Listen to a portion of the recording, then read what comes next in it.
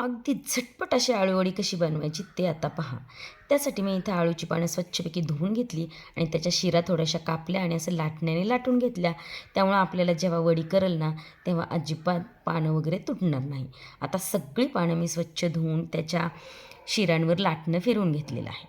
आता काय केलं, इथं 2 मोठे चमचे भरून मी बेसन घेतले किंवा 2 वाट्या बेसन, 2 चमचे तांदळाचं पीठ घेतले, 1.5 चमचा लाल तिखट, 1 चमचा जिरे पावडर, 1 चमचा मी ओवा घेतला. बेसन तिथं ओवा आलाच पाहिजे.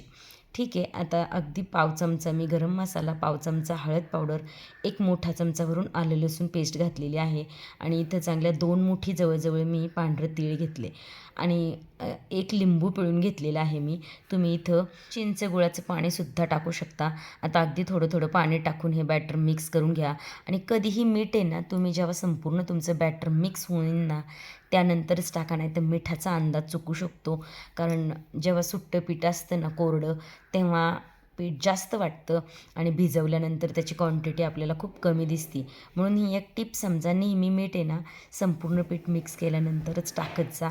बघा तुमचा अजिबात अंदाज चुकणार नाही. आता छान बॅटर मिक्स झाले. आता आपण आळूच्या वड्या करायला घेऊया.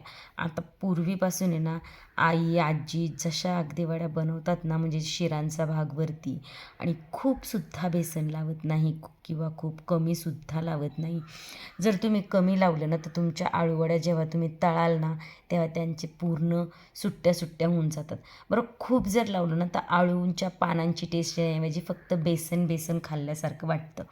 त्यामुळे मी ज्या पद्धतीने लावते ना, त्या पद्धतीने तुम्ही आळूवडीचं पीठ लावून घ्यायचे.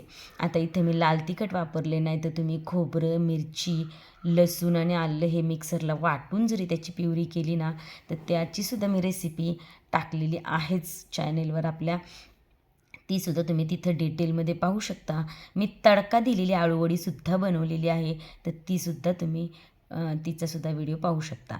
पहा, आपण आता व्यवस्थित बेसन लावून घेतले. दुसऱ्या दोन्ही बाजूच्या कडासुद्धा अशा लावून घेतलेल्या आहेत आणि अगदी अलगद हाताने आपण हे अशा संपूर्ण आता ह्याच्या वळकुटी करून घेऊया. आता अशा प्रकारे बाकीच्या उरलेल्या पानांच्यासुद्धा वळकुट्या मी करून घेते आणि ज्याच्यात वळकुटी वाफलायची आहे त्या ताटलीलासुद्धा मी तेल लावून घेतलेलं आहे.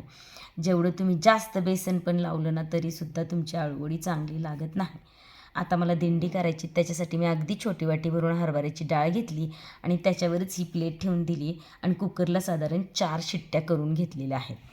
पहा, आता 4 शिट्ट्या झाल्यानंतर कुकर थंड झाला. ह्या आळूवड्या पहा आपल्या किती छान झालेल्या आहेत. व्यवस्थित होऊन जातात, गॅससुद्धा बचत आणि 2 गोष्टी माझ्या एकदम शिजून झाल्या.